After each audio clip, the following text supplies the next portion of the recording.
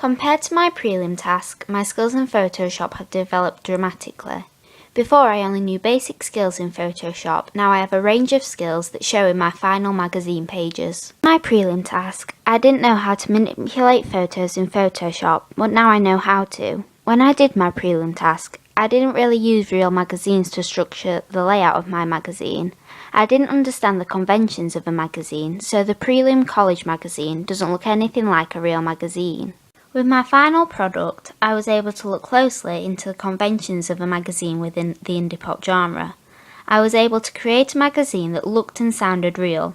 I had a real magazine sat in front of me the whole time, making sure I was conforming to the conventions of a music magazine.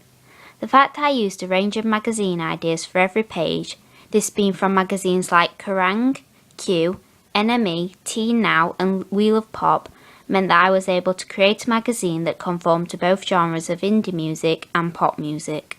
Because of this, I was able to develop my skills in both Photoshop and InDesign without having to worry about anything going particularly wrong with the layout of my magazine. I'd never used InDesign before, so I had no skills in it whatsoever, so compared to my prelim contents page, my skills have developed dramatically. I now know everything to make a good magazine page on InDesign. I was really proud of my contents page I'd made in InDesign, as I think it looks real and conforms with the genre of the magazine I was looking at.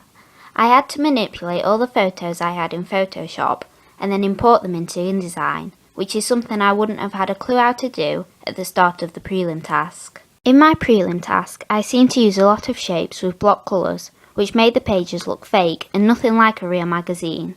I also stretched the pictures on InDesign, which I later learned how to move pictures about without stretching them and making them look out of proportion. I also didn't decide on a running font to stick to with my prelim pages, so the pages look out of place.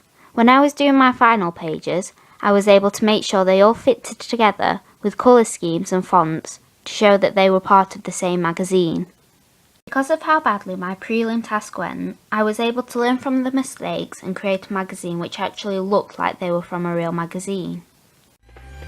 We drink, we party, make love, make money. We gonna drink and party.